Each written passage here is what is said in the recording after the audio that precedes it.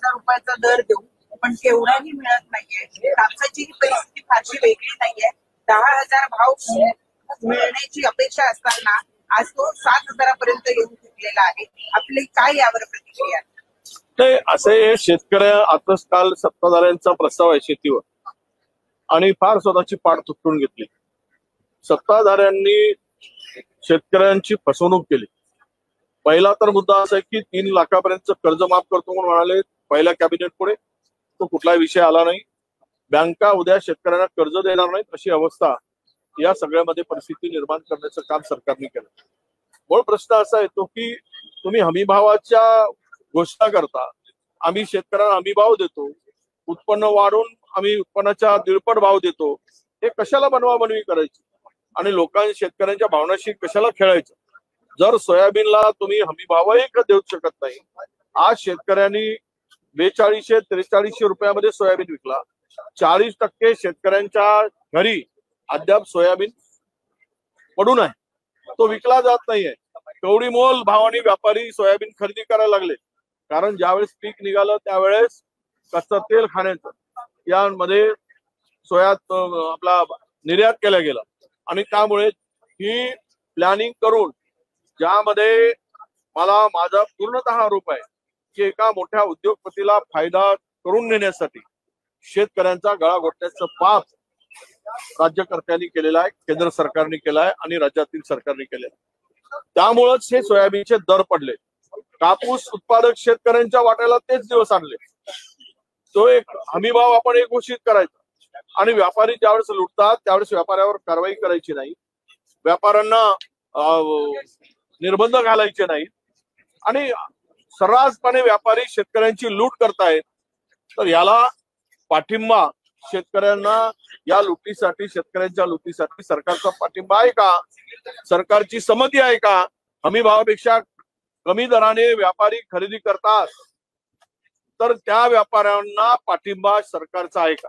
फार मोठ्या गोष्टी केल्या गेल्या आणि आज शेतकऱ्याला रस्त्यावर वाऱ्यावर सोडल्या गेलं. शेतकरी रडतो आहे, त्याला सोयाबीन उचलला गेला नाही.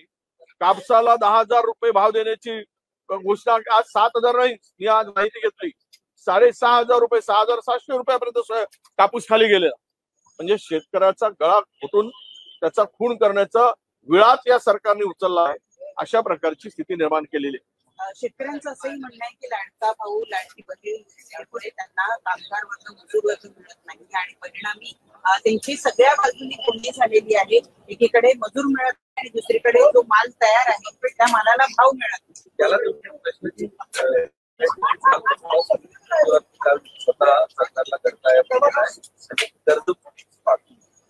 नाही, कर्जमुक्तीची मागणी तर जाहीरनाम्यात दिली होती, 3 लाखापर्यंतचं कर्ज माफ करू. काय त्याच्यामध्ये कुठे दिसत नाही. राज्यपालाच्या भाषणाचा उल्लेख नव्हता. आता आम्ही वाट बघतोय आमच्या बजेटची, त्यामध्ये काय ते दिसेल. पण मूळ प्रश्न असा आहे की या ज्या योजना आणल्या गेल्या, छाती टोकून आमचे पंतप्रधान सांगतात 80 कोटी कुटुंबाला आम्ही मोफत धान्य देतो. आता 80 कोटी कुटुंब जर मोफत धान्य देत असाल तर मग आता त्या सगळ्यामध्ये त्या मजूर कुठे मिळतील शेतकऱ्यांना? आणि शेतकऱ्यांचे हाल होणारच. ही जर भूमिका सरकारची असेल स्वतःची पाठ तुटून घेण्यासाठी आणि एकीकडे सांगायचं की 40 कोटी कुटुंब आम्ही दारिद्र्य रेषेवर आणले आणि दुसरीकडे 80 कोटी लोकांना मोफत धान्य द्यायचं, म्हणजे हे डबल ढोलकी काम जे आहे हे सगळं स्पष्टपणे जनतेच्या पुढे आहे. त्यामुळे मला स्पष्ट माझी भूमिका अशी आहे की या लाडका भाऊ लाडकी बहीण या योजना तुम्ही जरी राबवत असाल तर राबवल्यानं मतं घेण्यासाठी हे राबवले, पण शेतकऱ्यांना मात्र तुम्ही या संदर्भात मजूर मिळत नाही किंवा शेतकऱ्यांना भाव मिळत नाही या संदर्भातली भूमिका किंवा यावर उपाययोजना सरकार करणार का, हा आमचा प्रश्न आहे.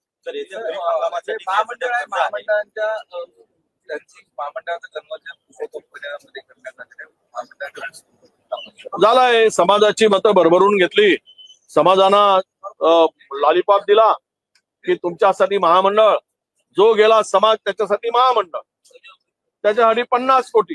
काय होतंय 50 कोटी? आणि 50 कोटीची घोषणा केली. समाजाने, सगळ्या बहुजन समाजाने, ओबीसी समाजाने आपल्या समाजाचं भलं हे सरकार करताय म्हणून मतं दिली.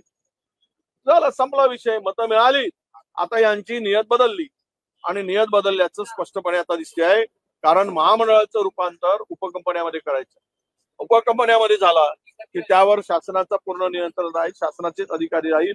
ते खर्च करायचा नाही करायचा, उपाययोजना करायच्या, मदत करायची, समाजाला प्रगतीसाठी काही करायचं, हे सगळं आता ते ठरवते. यामध्ये समाजाला काही देणं घेणं नाही. केवळ उपकंपन्या करून ही ज्या समाजाला यांनी निवडणुकीच्या तोंडावर काही दाखवलं त्यातून घुमजाव करायचा सरकारचा प्रयत्न आहे. सरकार यापासून या सगळ्या तून स्वतःचं अंग काढून घेण्यासाठी या उपकंपन्या करण्याचा निर्णय सरकारने घेतलाय आणि सर्व समाजाची, विविध समाजाची फसवणूक या सरकारने केली.